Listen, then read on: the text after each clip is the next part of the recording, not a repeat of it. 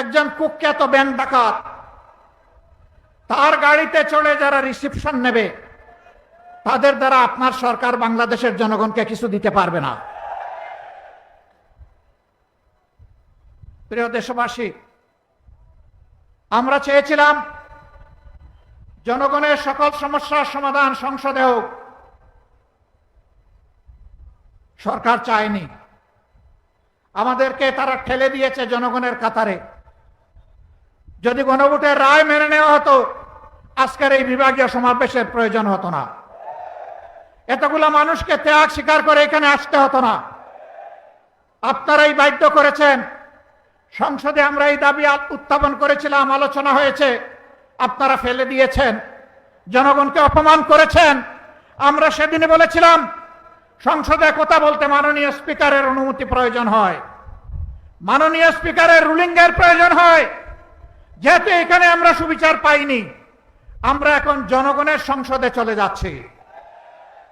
জনাব নাহিদ ইসলাম বীর চট্টলা তথা বাংলাদেশের মানুষের অহংকার, মহান মুক্তিযুদ্ধের সূচনা লগ্নে জীবন বাজি রেখে অস্ত্র যারা হাতে নিয়েছিলেন, আপনাদের সেই অহংকার ডক্টর কর্নেল অলি আহমদ বীর বিক্রম, এলডিপির সম্মানিত চেয়ারম্যান মঞ্চে রয়েছেন, এই উপমহাদেশের প্রসিদ্ধ হাদিস বিশারদ শাইখুল হাদিস আল্লামা আজিজুল হক সাহেবের সুযোগ্য সন্তান শাইখুল হাদিস আল্লামা মামুনুল হক, বাংলাদেশ খেলাফত মজলিসের সম্মানিত আমির মঞ্চে উপবিষ্ট রয়েছেন, খেলাফত মজলিস, এবি পার্টি সহ জাগবা সহ বিভিন্ন পার্টির সম্মানিত শীর্ষ নেতৃবৃন্দ, প্রিয় চট্টলাবাসী, আমি মহান রবের শুকরিয়া আদায় করছি। জাতির প্রয়োজনে আল্লাহ তাআলা আপনাদের সামনে আজকে আমাদেরকে এখানে দাঁড়াবার তৌফিক দান করেছেন, আলহামদুলিল্লাহ। আপনারা ভাগ্যবান। এই চট্টগ্রাম দিয়ে এই অঞ্চলে ইসলাম প্রবেশ করেছে। এই চট্টগ্রাম মহান মুক্তিযুদ্ধের আওয়াজ এবং আহ্বান, স্বাধীনতার ঘোষণা সারা দেশবাসী বিশ্ববাসীকে ছড়িয়ে দিয়েছে। এই চট্টগ্রাম আল্লাহ রসুলের বিরুদ্ধে অবস্থান নিয়ে শাহবাগ চত্বরে যারা বাজার বসিয়েছিল তাদের দুঃস্বপ্নকে তছনছ করে দিয়েছিল।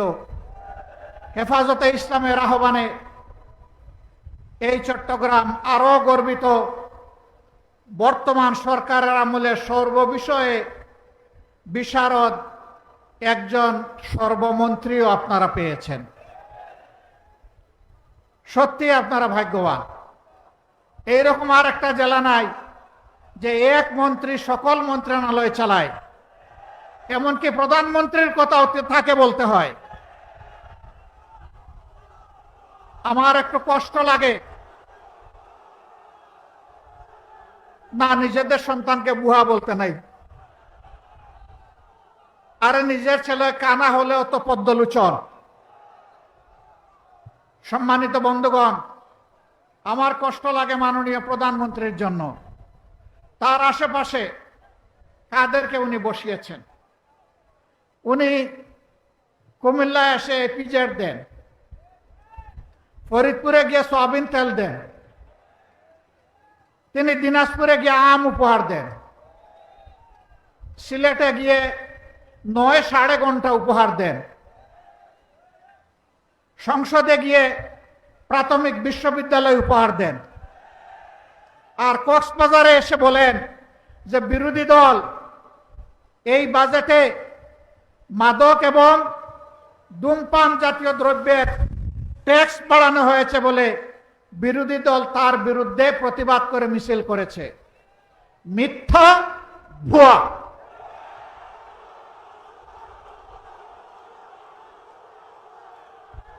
বিরোধী দলের কেউ এটা করে নাই। আমার করুণা লাগে।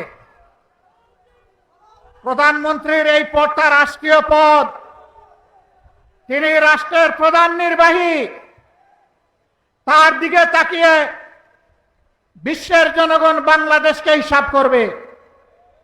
তার মুখ দিয়ে যদি অনবরত এই সমস্ত ভুলভাল কথা বের হতে থাকে, বাংলাদেশ লজ্জিত হবে, ক্ষতিগ্রস্ত হবে। এদেরকে চিহ্নিত করুন। যারা আপনাদেরকে ভুল বুঝাচ্ছে, আপনার সম্মান মানে বাংলাদেশের সম্মান যারা ধ্বংস করছে, এদের ব্যাপারে ব্যবস্থা নিন। নইলে ক্ষতিগ্রস্ত শুধু আপনি হবেন না, গোটা জাতিকে আপনি ক্ষতিগ্রস্ত করবেন। এবারকার বাজেট বিরোধী দল প্রতিক্রিয়া জানাবে, খুবই স্বাভাবিক।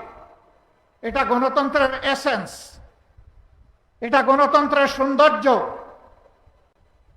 এতে রাগ করার কি আছে? অল্পতে ধৈর্য হারালে 18 কোটি মানুষের দায়িত্ব পালন করবেন কিভাবে? হ্যাঁ, জনগণ সমর্থন দিবে, প্রশংসা করবে। জনগণ যখন দেখবে জন আকাঙ্ক্ষা বাস্তবায়নে আপনি এবং আপনার সরকার আন্তরিক। কিন্তু জনগণ যখন দেখবে 70% মানুষের রায়কে আপনারা অপমান অগ্রাহ্য করছেন, জনগণ বসে বসে আঙ্গুল চুষবে না। রায় দিয়েছে জনগণ, মানতে হবে সরকারকে। যে সরকার জনরায় মানে না, সেই সরকার জনগণের সরকার হতে পারে না। সংসদে তারা বলেন তাদের হিসাব অনুযায়ী বিভিন্ন মেকানিজমে সরকারে গিয়ে এখন বলছেন 51% মানুষ তাদেরকে ভোট দিয়ে সরকার গঠনের সুযোগ দিয়েছে। ভালো কথা, কিন্তু 70% মানুষ যে ভোট দিয়ে বলেছে গণভোটের গণরায় মানতে হবে, সেটা মানছেন না কেন? 51% বুঝতে পারলেন, 70% বুঝতে পারেন না? হ্যাঁ, 9 ঘন্টা বললে আসলে হিসাব মিলাইতে সমস্যা হবে। হিসাব মিলানোর জন্য ভালো মানুষ পাশে রাখুন, জাতিকে নেতৃত্ব দেওয়ার জন্য, যাদের অন্তরে দেশপ্রেম আছে, মানবতাবোধ আছে, চরিত্র যাদের উন্নত, যারা চাঁদাবাজদের ফাঙ্গিদার নয়, তাদেরকে বসান। একজন কুখ্যাত ব্যাংক ডাকাত, তার গাড়িতে চড়ে যারা রিসিপশন নেবে, তাদের দ্বারা আপনার সরকার বাংলাদেশের জনগণকে কিছু দিতে পারবে না। প্রিয় দেশবাসী, আমরা চেয়েছিলাম জনগণের সকল সমস্যার সমাধান সংসদে হোক। সরকার চায়নি। আমাদেরকে তারা ঠেলে দিয়েছে জনগণের কাতারে। যদি গণভোটের রায় মেনে নেওয়া হতো, আজকের এই বিভাগীয় সমাবেশের প্রয়োজন হতো না। এতগুলো মানুষকে ত্যাগ স্বীকার করে এখানে আসতে হতো না। আপনারাই বাধ্য করেছেন। সংসদে আমরা এই দাবি উত্থাপন করেছিলাম, আলোচনা হয়েছে, আপনারা ফেলে দিয়েছেন, জনগণকে অপমান করেছেন। আমরা সেদিনে বলেছিলাম সংসদে কথা বলতে মাননীয় স্পিকারের অনুমতি প্রয়োজন হয়, মাননীয় স্পিকারের রুলিং এর প্রয়োজন হয়। যেহেতু এখানে আমরা সুবিচার পাইনি, আমরা এখন জনগণের সংসদে চলে যাচ্ছি। জনগণের বিষয় এখন জনগণের কাছে পেশ করব, সেখানে কোনো স্পিকারের অনুমতির প্রয়োজন হবে না। সেখানে মন খুলে কথা বলবো, জনগণ সিদ্ধান্ত নেবে আগামীতে তারা কি ফয়সালা দেবে। একটা স্বাধীন সার্বভৌম দেশ, সীমান্তে কি হচ্ছে আপনারা জানেন। আমরা নোটিশ দিয়েছি এই বিষয়ে আলোচনা করার জন্য। আমাদের নোটিশ নিয়ে টাল বাহনা করা হচ্ছে। ভয় কিসের? কারে ভয় করেন? কারে খুশি করতে চান? কার হয়ে দেশ পরিচালনা করতে চান? যদি বাংলাদেশের জনগণের সরকার হয়ে থাকে, তাহলে এই ধরনের ইস্যু সংসদে আলোচনা করতে দিতে হবে। আমরা আলোচনা সংসদে করব না উত্তেজনা বৃদ্ধির জন্য। আমরা আলোচনা করব বাংলাদেশের স্বাধীনতা এবং সার্বভৌমত্বকে সুসংহত করার জন্য। এটি আমাদের উপর অর্পিত পবিত্র দায়িত্ব। কিন্তু যদি আমাদেরকে এই আলোচনার সুযোগ থেকে বঞ্চিত করা হয়, তাহলে মনে রাখবেন মুষ্টিমেয় বিজিবি যাদের হাতে সরকারের দেওয়া অস্ত্র আছে, তাদের পাশে আজকে যেভাবে হাজার হাজার জনগণ নিরস্ত হয়ে বুক পেতে দিয়ে নিজের সীমানা রক্ষার জন্য এগিয়ে গিয়েছে, 18 কোটি মানুষ এইভাবে কারো হাতে বাংলাদেশ ইজারা দেবে না। এই 18 কোটি মানুষের 36 কোটি হাত বাংলাদেশকে পাহারা দিয়ে রাখবে ইনশাআল্লাহ। জাতির সাথে গাদ্দারি করে কেউ পার পাবে না। আমরাও গাদ্দারি করলে জাতি আমাদেরকেও ক্ষমা করবে না।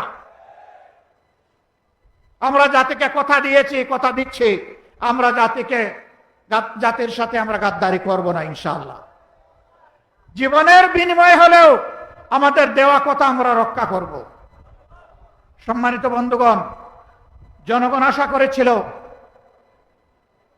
ইন্টারিম গভর্নমেন্টের পরে নির্বাচন হয়েছে, নির্বাচিত সরকার আসলে চাঁদাবাজি বন্ধ হবে। বাংলাদেশের কোন জায়গায় চাঁদাবাজি বন্ধ হয় নাই, হয়তোবা চিটাগাঙ্গে বন্ধ হয়ে গেছে। চাঁদাবাজি এখানে চালু আছে। রেট কি বেড়েছে না কমেছে? এই চাঁদাবাজ কারা জনগণ কি জানে না? জনগণ কি চিনে না? মাননীয় প্রধানমন্ত্রী, চাঁদাবাজকে আপনি সামাল দিন। আপনি কথা দিয়েছিলেন আপনি ক্ষমতায় আসলে দুর্নীতির টুটি চেপে ধরবেন। আমরা দেখতে পাচ্ছি দুর্নীতিকে জাতীয়করণ করা হয়েছে। দুর্নীতি এবং চাঁদাবাজির বিরুদ্ধে কথা বললে কারো যদি মন খারাপ হয়, আমাদের করার কিছুই নাই, বলে যাচ্ছি, বলেই যাব। এবং শুধু বলার মধ্যেই আমরা ক্ষান্ত হব না, আমরা জনগণকে সাথে নিয়ে গণপ্রতিরোধ গড়ে তুলব ইনশাআল্লাহ। আপনারা তৈরি আছেন? আমাদের পরিষ্কার কথা, গণভোটের রায় বাস্তবায়ন করতে হবে। গণভোটের রায় বাস্তবায়ন করতে হবে। গণভোটের রায় বাস্তবায়ন করতে হবে। যদি না করেন, তাহলে যেভাবে 96 সালে নিজেরাই শেষ পর্যন্ত কেয়ারটেকার সরকারের বিল নিজেরা এনে পাশ করতে বাধ্য হয়েছিলেন, এই রেফারেন্ডামও বাস্তবায়ন করতে আপনারা বাধ্য হবে। ভালোই ভালোই মেনে নিন, জনগণকে রাজপথে ঠেলে দিবেন না। আমরা শান্তিপূর্ণ গণতান্ত্রিক ধারায় থাকতে চাই, আমাদেরকে থাকতে দিন। আমাদেরকে সুড়সুড়ি দিবেন না। নতুন করে সুড়সুড়ি দেওয়ার কিছু নেই। হুমকি ধমকি দিবেন না। মাঝে মাঝে হুমকি ধমকি দেওয়া হয়, জেলের ভয় দেখানো হয়। ফাঁসিকে যারা তুচ্ছ মনে করে তাদেরকে জেলের ভয় দেখাবেন না। দেশ এবং জনগণের জন্য ফাঁসি বরণ করতে হয় প্রস্তুত। দেশ এবং জনগণের জন্য জীবন দিতে হয় প্রস্তুত। দেশ এবং জনগণের জন্য একবার নয়, বারবার জেলে যেতে হয় প্রস্তুত। কিন্তু এই জেলের তালা স্থায়ী নয়, চাবিওয়ালাও স্থায়ী নয়। তালাও পরিবর্তন হয়, চাবিও পরিবর্তন হয়, এটা মাথায় রাখতে হবে। একদল ফ্যাসিবাদ কায়েম করতে গিয়ে বনে জঙ্গলে আশ্রয় নিয়েছে, খাল বিল নদী নালা দিয়ে পালিয়ে গিয়েছে। আপনারা কোন দিকে যাবেন? আমরা চাই না আপনাদের এই পরিণতি হোক। আমরা চাই না একটার পর একটা গণবিরোধী সিদ্ধান্ত নিয়ে দেশ এবং জনগণের ক্ষতি আপনারা করুন। আমরা পরিষ্কার বলে দিচ্ছি, আমরা দীর্ঘকাল বসে বসে আপনাদেরকে এই সুযোগ দেব না। সুযোগের সময় খুবই সীমিত, সময় ফুরিয়ে আসছে। এই সময়ের ভিতরে যদি পরিবর্তন হয়ে যান, আপনাদেরকে অভিনন্দন জানাবো। যদি পরিবর্তন না হন, তাহলে আপনাদেরকে আপনাদের পরিণতি গুনার জন্য প্রস্তুত থাকতে হবে। চট্টলাবাসী জনাব ডক্টর কর্নেল অলি আহমদ বীর বিক্রম আমার বিবেচনায় বর্তমান চলমান রাজনীতির তিনি হচ্ছেন সবচাইতে বয়োজ্যেষ্ঠ ব্যক্তি। তিনি বলেছেন, দুঃশাসন দুর্নীতির বিরুদ্ধে যদি আরেকটি বিপ্লব করতে হয়